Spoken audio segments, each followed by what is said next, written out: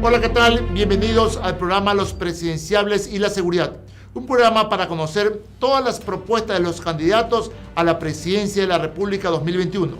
El día de hoy nos acompaña el abogado Pedro José Freile, candidato por el Movimiento Amigo, con quien conversaremos acerca de las propuestas sobre el tema de la seguridad ciudadana que actualmente preocupa a muchos de los ecuatorianos, por no decir a todos. Bienvenido, mi estimado abogado y flamante candidato a la presidencia 2021. Este programa está, como le indicaba, atinado exclusivamente a preguntas que tienen que ver con seguridad. En nuestro primer bloque vamos a hablar de lo que tiene que ver seguridad externa. Y comienzo con una primera pregunta.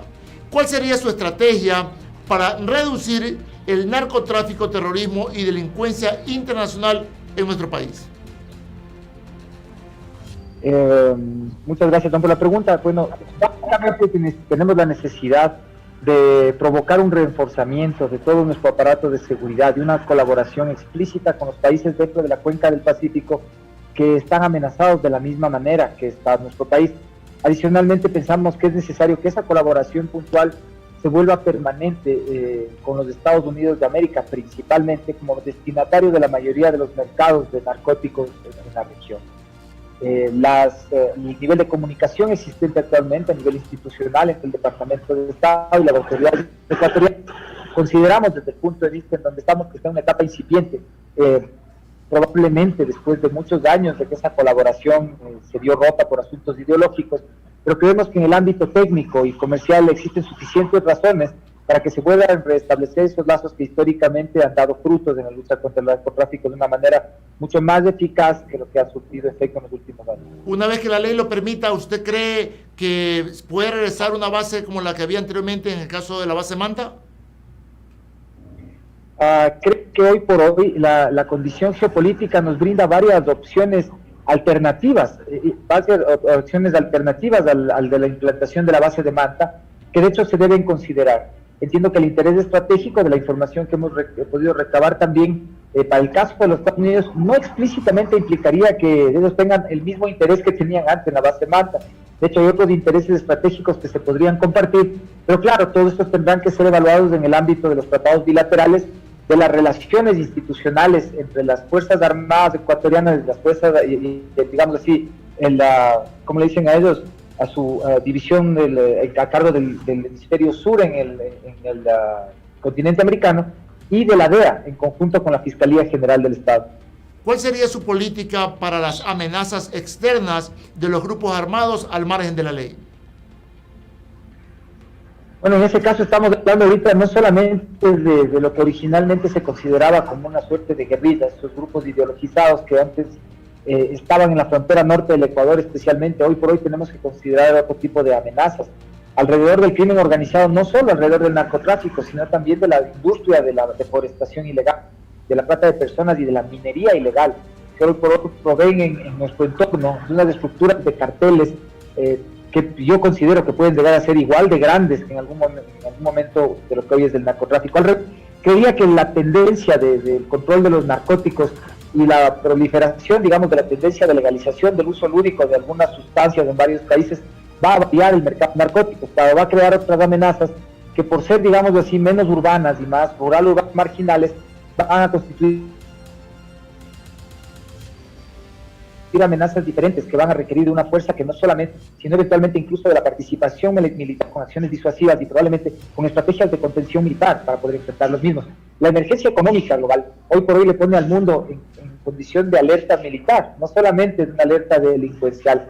Son elementos con los cuales tenemos que contar a la hora de ejercer el gobierno. Hoy por hoy, pensar que las cosas se pueden solucionar solamente con los elementos técnicos clásicos de apoyo a la policía o a la función judicial son insuficientes. Los países tenemos amenazas globales que atender y los problemas globales necesitan de respuestas globales. Y si se presenta, ¿cuál sería su política sobre las amenazas externas, territoriales o de seguridad fronteriza? Bueno, este es un asunto exclusivamente de las Fuerzas Armadas del Ecuador en la parte de seguridad. Es indispensable dotarle de todos los elementos materiales, formación continua, abasto y elementos técnicos que tiene que definir el mismo aparato institucional de las Fuerzas Armadas. yo soy un ferviente creyente de que los expertos en cada asunto son quienes deben ser consultados sobre la prudencia y oportunidad de las acciones asumidas. Y en ese sentido nosotros tenemos unas fuerzas armadas profesionales que son las llamadas a aconsejar las decisiones que tengamos que tomar en esos rubros. Escuchando un par de candidatos, de hecho tuve oportunidad de reunirme con un par de candidatos presidenciales que tienen, digamos así, un entorno de seguridad más pronunciado que el que tengo yo, que de hecho es más académico, a pesar de que en nuestro equipo de trabajo sí contamos, de hecho, con oficiales de rango de generales, con unos 6 oficiales de servicio pasivo. Y sin embargo, nuestra visión sigue siendo una visión más estratégica, que requiere de la visión de campo propia de quienes están activos en el servicio más que de quienes ya sirvieron, y a pesar de que tienen experiencias maravillosas, no están en el día a día presupuestario ni en las necesidades de campo de la tropa y de los oficiales que atienden realmente la seguridad. Todos estamos expuestos a situaciones de desastres naturales y catástrofes. ¿Cuál sería su acción preventiva para poder paliar en cualquier momento este tipo de amenazas? A ver, este es uno de los temas que nos está dedicando bastante tiempo últimamente, y realmente nos preocupa que el sistema de atención de emergencias del país, a través de la estructura de nuestra seguridad pública y la instauración del COVID, nos han planteado alrededor de la epidemia un sistema frágil, que con muy buena voluntad de los intervinientes no ha tenido capacidad material para abastecerse en la emergencia. En ese sentido, pensamos nosotros que debe dotarse de más recursos. Al final de cuentas, todo lo que sucede con la seguridad, con la salud y con la educación pasa por suficiencia de recursos. Y es por eso que en los primeros 10 meses estamos buscando la manera de suplantar los recursos que hoy por hoy son meramente presupuestarios a partir de solamente impuestos, solamente de préstamos, con nuevos ingresos, con capital fresco que viene de la producción petrolera, para poder sustentar nuevos presupuestos tanto en estos 3 rubros: seguridad, salud y educación.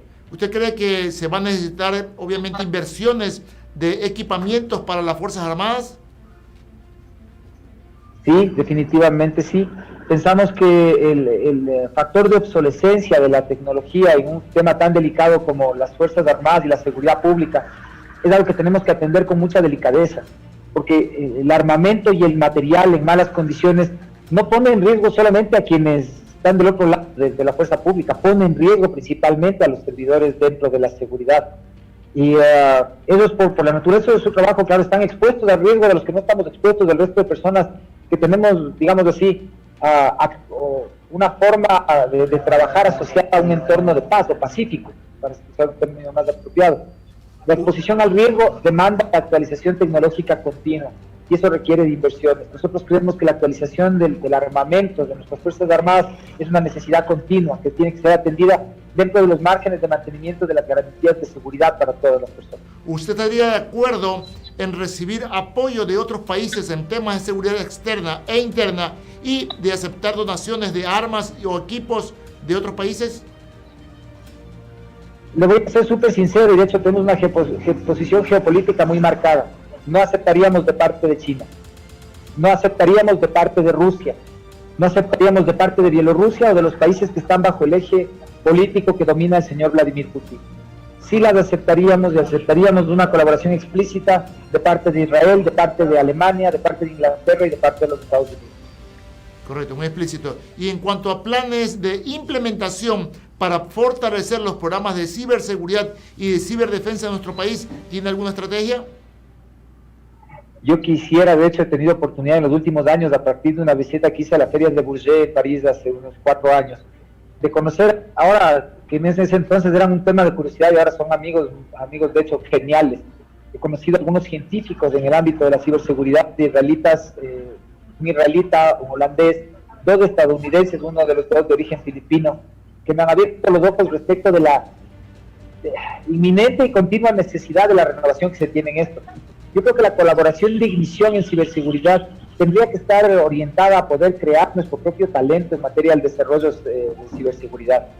Este es un asunto en el cual no necesariamente debemos ser dependientes de la creación de tecnología de otras partes. El Ecuador está exportando, de hecho, gente que está trabajando a nivel de la creación de tecnología y software, en el trabajo de por ejemplo, las misiones dirigidas a distancia para bombardeos en Medio Oriente. Ecuatorianos que han creado parte del software direccional y del sondeo para los drones que utilizan los Estados Unidos. creo que necesitamos asesoría, pero sobre todo el Ecuador tiene que empezar al paso a tratar de entrar en una era de generación de su propia inteligencia. Gracias, mi estimado abogado. En temas de seguridad interna, ¿cuáles serían las condiciones óptimas de seguridad para la prosperidad ciudadana? La condición óptima de seguridad es que todo el mundo tenga trabajo. En realidad, la mejor manera de desarmar la delincuencia es armando de recursos materiales y humanos de la sociedad para poder crear y crecer con empleo digno. Eso es lo principal, pero claro, esto suena utópico. Ya yendo a la cancha del tema de la seguridad, nosotros creamos que tenemos que ir por tres caminos. Uno, el del abastecimiento logístico correcto, oportuno, que viene de las finanzas, que tiene que atender el poder ejecutivo hacia la fuerza pública.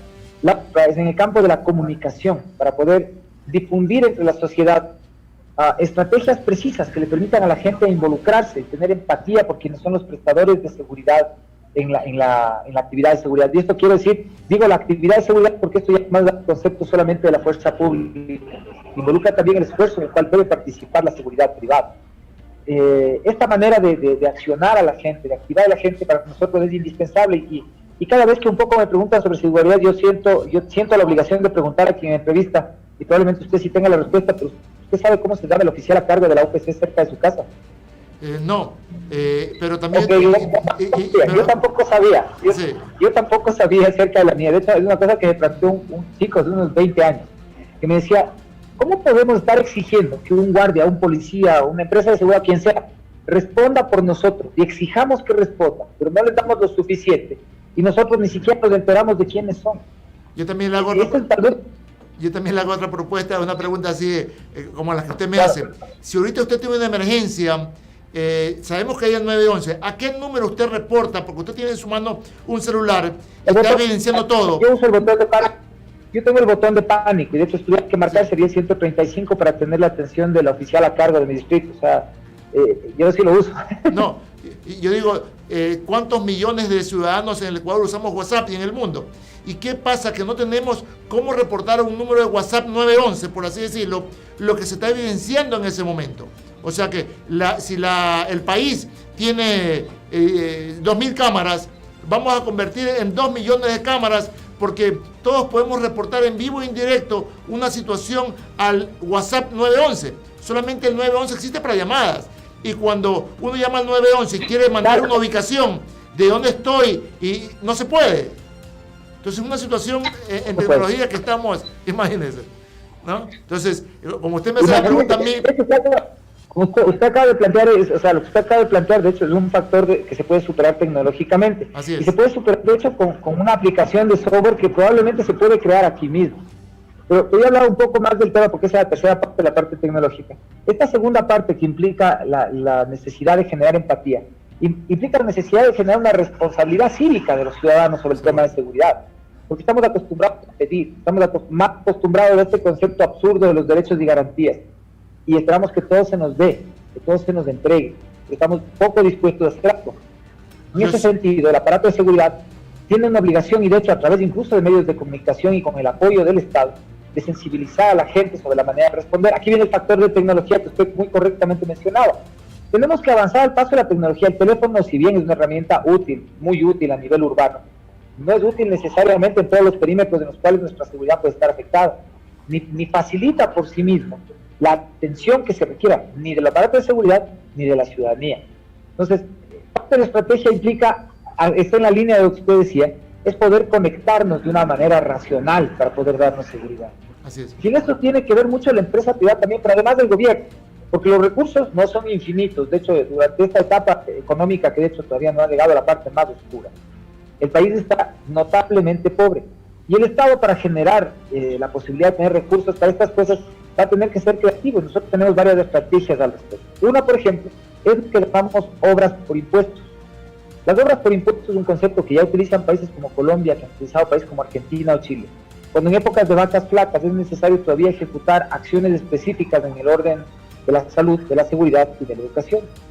Lo que podemos hacer es abastecer de estos recursos, haciendo aportes que les permitan a la empresa privada disminuir impuestos por su colaboración en la implementación, renovación y actualización de los sistemas de seguridad que necesitamos funcionales. Porque no es lo mismo el día de comprar algo y decir ya tenemos, y después de 2 años estar caer en la obsolescencia sin la posibilidad de renovar. La seguridad demanda de tecnología con frecuencia de renovación. Caso contrario, hoy tenemos y mañana volvemos a retroceder en vez de avanzar. ¿Qué dispondría usted? La formación de la... Sí, claro, John, pero... ¿Qué dispondría usted para implementar el control de tráfico ilícito interno de drogas? Esto es un tema bastante largo, que comienza con la educación y termina con la rehabilitación. Toda la cadena que comienza y termina con educación, que es, digamos así, un lugar común del cual pueden hablar todos los candidatos. Pero yo les diría sobre todo que tenemos que poner un énfasis específico en descubrir hacia dónde va la tendencia del mundo respecto de ciertas sustancias. Después de la recesión en los Estados Unidos, ellos vivieron un periodo al final de la recesión que se llamaba la prohibición, en el cual el alcohol y el tabaco estaban prohibidos. Y la prohibición del tabaco y del alcohol lo que provocó lo que hoy vivimos con el narcotráfico, la constitución de enormes carteles que en realidad más que organizaciones criminales son emporios económicos que se sostienen a partir del crimen. Por lo cual nosotros sí consideramos la necesidad de abrir el debate público de la legalización de ciertas sustancias de uso lúdico para que pueda existir control de todo el Estado y el combate no sea un combate físico completamente o exclusivamente, sino que podamos al mismo tiempo regular y atender a las víctimas. En el Ecuador vivimos la discusión de las tablas de consumo. Al final de cuentas a la gente le decimos que puede consumir, pero que no puede comprar. Entonces, si están consumiendo, están comprando, pero no hacemos nada respecto a esa compra que están llevando a cabo. Estamos admitiendo que exista un comercio ilícito que genera millones de dólares al día, pero claro, a costilla de una víctima que es el pobre drogadicto que está dependiente de una sustancia que nadie puede controlar. Para esto necesitaríamos estrategias especiales o equipamientos especiales para nuestra Policía Nacional. ¿Usted estaría dispuesto a equipar de mejor manera a la policía? Absolutamente sí. De hecho, no solamente de equiparles mejor con dotación, sino de dotarles jurídicamente de mejor manera, para que no sean víctimas de su propio oficio. Porque hoy por hoy un policía se juega la carrera y se juega la cárcel por ejercer bien su oficio en muchas circunstancias. Muy bien, pues nos acompaña el abogado Pedro Freile, candidato presidencial 2021 por el Movimiento Amigo. Nos vamos a un corte comercial y regresamos de manera inmediata.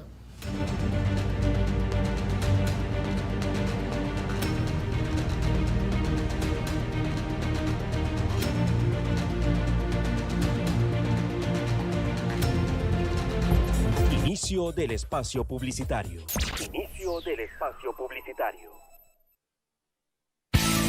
El canal TV Digital Online fue creado para que promociones tu idea, marca, servicio o producto, con programación diaria a las 24 horas, por transmisión en vivo en Facebook y en todas nuestras redes sociales. Compra tu espacio de 1 hora aquí en el canal TV Digital Online. Llámanos y forma parte de nuestro gran equipo de producción. Canal TV Digital Online, tu nueva alternativa audiovisual.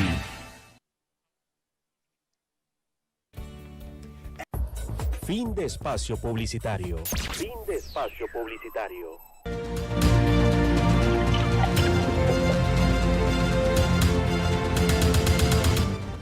Estimado abogado Freile, ¿me escucha? Ahí sí, vimos que su Zoom se cortó. Bueno, ok. Seguimos con otra pregunta. ¿Cuál sería su estrategia para reducir la delincuencia común y el crimen organizado en nuestro país?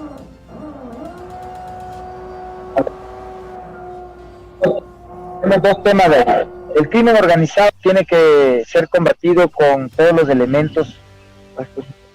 Necesitamos, para combatir el crimen organizado, invertir mucho en permitirle a la Fiscalía General del Estado primero tener los elementos suficientes de orden material que parten desde las instalaciones físicas de elementos para el control de operaciones encubiertas del crimen organizado, y sobre todo la presencia de 2 fiscales más por cada uno de los fiscales que hoy por hoy están en funciones. Es imposible que puedan darse abasto para llevar a cabo una persecución del crimen en niveles razonables con el personal por debajo de la línea de lo necesario. A la Policía Nacional, de nuevo, elementos técnicos y reformas legales para que puedan ellos mismos estar protegidos, pero además entrar de manera contundente al uso de los beneficios que nos dan los tratados regionales en la región, y le diría más tratados bilaterales con los Estados Unidos que inclusive los internacionales con la Interpol, que hoy por hoy presta, digamos así, algunas dudas de seguridad alrededor de la injerencia política que ciertos grupos de ideología hacen sobre la institución. como candidato presidencial sé que es una declaración delicada, porque la Interpol es un elemento de confiabilidad, incluso el sistema de soporte de las Naciones Unidas. Sin embargo, vemos que el señor Putin es quien manda sobre la Interpol y eso nos hace forzosamente o considerar la necesidad de tomar como un eje de relación en ese ámbito a los Estados Unidos de América primero. ¿Confía en el proceso investigativo con el uso del polígrafo? ¿Y usted mantendría el uso de la herramienta técnica? ¿Y usted mantendría el uso de la herramienta técnica científica del polígrafo para las investigaciones, para los aspirantes a policías y para cualquier proceso investigativo?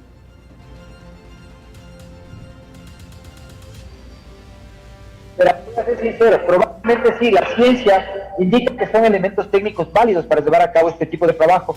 Pero, también hay varias dudas respecto de su validez, respecto de los derechos humanos de quienes son sometidos a este tipo de implementos para investigación. Yo personalmente sí puedo estar de acuerdo, pero de nuevo, son elementos técnicos que tienen que quedar a consideración de quienes manejan la tecnología directamente. ¿Usted mantendría el no porte de armas a los ciudadanos en general? Sí, no estoy de acuerdo con el porte de armas por parte de los ciudadanos. Creo que la seguridad pública es asunto de los expertos. Siento que en algunas condiciones extremas he visto casi la justificación para que se pueda justificar el porte de armas en lugares rurales o aislados, pero en realidad mi posición respecto es fortalecer a la policía, fortalecer el aparato público y no privilegiar el uso de armas entre las personas. Una sociedad armada es peligrosa. ¿Alguna otra recomendación de que cuál sería el aporte del nuevo gobierno para fortalecer la investigación criminal? Para fortalecer la investigación criminal, yo creo que es necesario valorar de vez en cuando, por lo menos una vez cada 6 meses, si el uso de las escuelas punitivas o criminales alrededor de la política pública en materia criminal surten o no surten efectos. Las cosas no están escritas en serio porque la tecnología siempre puede avanzar más. Una preocupación grande que sí tengo dentro de la seguridad pública viene de la mano de la pauperización del trabajo de los guardias en las empresas privadas. Créame que en los últimos meses he hablado con demasiados guardias privadas que son víctimas de pauperización por parte de las empresas de seguridad y eso sí me preocupa muchísimo, porque veo que les pagan menos, les hacen firmar sus renuncias por anticipado, les cholean las liquidaciones, no les pagan utilidades y ahí sí va a aplicar la ley durísimo, porque las personas que nos dan seguridad merecen el respeto de parte de toda la ciudad y primero que nada del Poder Ejecutivo, así que las compañías de seguridad van a tener que ponerse en cintura. Así es, efectivamente, y aparte de ese malestar que usted indica de guardias de seguridad, ¿usted cree que también existe malestar en el bienestar de los miembros de las Fuerzas Armadas y Policía Nacional? Sí, yo siento que de pronto mucho más en la Policía Nacional que en las Fuerzas Armadas. Veo que hay una suerte de abandono del personal en muchas áreas y es triste ver que ahora que son cada vez más necesarios, esta situación existe. Necesitamos darle fuerza a la fuerza pública para que nos pueda defender. Servir y proteger no es más que un lema si la sociedad no le da respaldo a quienes están destinados a ser nuestros héroes de todos los días. Usted ha indicado en varias ocasiones que va a fortalecer la infraestructura educativa para paliar la situación social del país, para asegurar esas capacidades de la niñez y obviamente para brindar oportunidades de desarrollo. ¿Cree usted o cuál sería su estrategia para que este desarrollo social educativo pueda aplicarse en nuestro país a favor de la seguridad? ¿Alguna otra estrategia específica? Convertir en un eje transversal esto que comenzamos a conversar al inicio de esta charla, y es la empatía hacia los temas de seguridad. Todos los ecuatorianos, hombres y mujeres, todos podemos ser víctimas. Y la única manera de evitar serlo es ser responsables y conscientes y educarnos y comunicarnos todo el tiempo, desde las bases de la educación primaria, a reconocer el valor cívico de la seguridad. No tenemos que dar por sentado que existe, sino en la medida en que seamos responsables. Con respecto a los PPL, a la rehabilitación integral de personas privadas de libertad, ¿qué modelo de atención cree usted aplicaría? ¿Qué modelo de atención integral penitenciario promovería usted? Primero, uno que favorezca el hecho de que los PPL recuperen su dignidad. Eso implica que el sistema no sea encarcelamiento, sino de rehabilitación social. La única dignidad, además del alimento mínimo que recibimos todos los días, es poder trabajar. Después todas las personas privadas de la libertad tienen a sus familias afuera, a esos deudos carcelarios que les digo yo, las personas que se quedan afuera de las celdas cuando quienes tienen que cumplir con la sociedad una pena se van tras las rejas. Ellos necesitan trabajar, no solo hacer pequeñas artesanías, tienen que ser productivos para ayudar a sostener a sus familias. En caso contrario, el proceso de rehabilitación no va a suceder. Necesitamos de asistencia social, no solo de guías penitenciarios, necesitamos de psicólogos, necesitamos de personas que ayuden a curar las heridas en el proceso de rehabilitación social, que les permitan a las personas que tienen que cumplir con la sociedad de esa perspectiva, cuando salgan a libertad nuevamente, poder integrarse de una manera en la que sepamos que quien estuvo en el sistema es una persona en la que podemos confiar. ¿Cómo usted depositaría la confianza en los miembros que usted va a elegir para su gobierno? Si usted quiere saber si les voy a aplicar el polígrafo a mis colaboradores, no, de ninguna manera. Conozco a mi equipo desde hace más de 5 años. Conozco a mi equipo desde hace más de 5 años, hemos trabajado juntos en la formación de nuestro plan. Somos un equipo de alto rendimiento, enfocado en cumplir un plan que nosotros hemos diseñado para beneficio del Ecuador. Y si se presenta alguna corrupción, integrar personas de muchas disciplinas, de muchas actividades económicas, pero el equipo de centro es un equipo consolidado. ¿Cómo usted combatiría si se presenta alguna corrupción interna en algún miembro de su gobierno? Con transparencia y con fortaleza. Básicamente la mano dura no tiene ningún significado si no estamos dispuestos nosotros a que se ejerza sobre nosotros. Así que con la mano más dura. Entonces usted ordenaría tal vez, porque va a estar en un gobierno donde va a manejar miles y miles de personas. Actualmente se está haciendo, por ejemplo, el uso de polígrafo para aspirantes a policía y para todos los miembros policiales. ¿Usted mantendría esa situación o también implementaría para procesos investigativos personal de su gobierno el uso de polígrafo o alguna otra herramienta técnica científica para poder verificar que ellos estén cumpliendo con total honestidad su labor? Sí, probablemente sí, pero es un asunto que no me tocaría determinar a mí, sino en conjunto al Procurador General del Estado, en conjunto con el Defensor del Pueblo, en conjunto con el Ministro de Justicia, con el Presidente o Presidenta de la Corte Nacional de Justicia, el Fiscal o Fiscala General de la Nación, es decir, con las autoridades correspondientes que tienen dentro de su competencia ser los asesores técnicos competentes para dictar este tipo de instrumentos, que de hecho no son solo instrumentos, serían políticas públicas, ¿no? Correcto. ¿Y usted estaría dispuesto a implementar una cultura de transparencia y rendición de cuentas periódicas frente a la población o en cada una de sus jurisdicciones o en cada una de sus funciones del Estado? Sí, y de hecho, más allá de la rendición de cuentas, que nos parece un mecanismo válido, creemos que es necesario que los datos del poder público sean adoptados a la luz pública. Nosotros pensamos que, por ejemplo, las decisiones de comités de contratación o de decisión de políticas públicas deberían llevarse a cabo en live streaming, como parte del gobierno electrónico de cara a la ciudadanía, y sin delegación, sin la posibilidad de que las cabezas responsables de los entes públicos tengan asesores o viceministros o subsecretarios o toda la playa de personas en el nivel jerárquico superior que ganan el sueldo normalmente por llenar los cócteles, porque somos nosotros los que vamos a asumir las responsabilidades y queremos que vean cómo se toman. Así que la transparencia vamos a ponerla primero sobre nuestras espaldas. Correcto. Regresando un poquito al tema que quedó inconcluso, el tema de guardias y el tema de armas. Actualmente existe el 300% de impuestos a la compra de armas y municiones. ¿Usted rebajaría ese 300% que obviamente incrementa el costo de la seguridad privada? Y si ya los deportistas no tienen acceso a pagar ese impuesto, ¿por qué las empresas de seguridad están pagando este impuesto y esto encarece el servicio? ¿Usted rebajaría el impuesto? A ver, yo creo que hay que diferenciar las dos cosas con todo respeto, Jonathan. La razón por la que los deportistas no pagan impuestos es porque son deportistas. Ellos no están haciendo una actividad lucrativa, sino que están representando al país. Las empresas de seguridad producen, que al menos se espera que produzcan lucro. Ahora, los impuestos exagerados de cualquier naturaleza y en cualquier actividad, lo único que hacen es desnaturalizar la posibilidad de que el lucro se genere de una manera racional. El Estado tiene que dar certezas y el sector privado tiene que correr riesgos. Cuando el Estado asume riesgos, el sector privado tiene que ganarse la plata de una manera ilícita, como por ejemplo, no pagando las utilidades a los guardias, como por ejemplo, haciéndoles firmar la renuncia por anticipado, como por ejemplo, logrando abaratarles los costos, pagándoles incompleta la remuneración, etcétera. Entonces, sí, es indispensable bajarles los impuestos al equipamiento en general, no solo al armamento de la seguridad, pero sí, es necesario subir el estándar de control sobre la seguridad privada, porque son demasiadas personas que están trabajando en el sistema que están descontentas con la manera en la que son explotadas. Sí, se dice que la seguridad privada duplica o triplica el número de elementos policiales en el país. ¿Usted de qué otra manera fortalecería el bienestar del sector de la seguridad privada directamente a los guardias de seguridad? Primero, en la pandemia y en la recesión, asegurando que se respeten sus derechos. Este es un primer paso básico.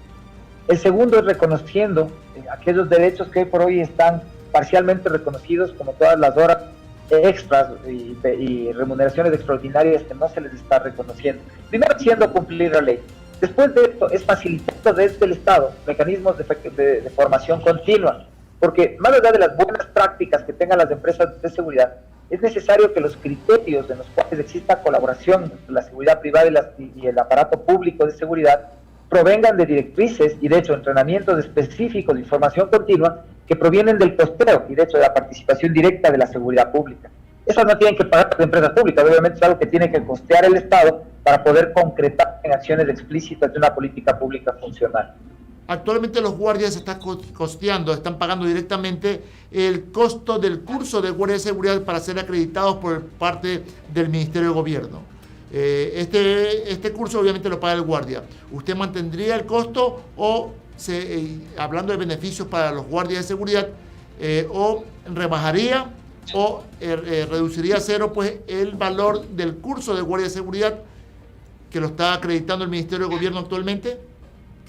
A ver, toda acreditación tiene un costo. Lo que nosotros podríamos proponer es generar un valor agregado ahí. Estamos en su programa Los Presidenciables y la Seguridad. Regresamos dentro de un momento con nuestro último bloque.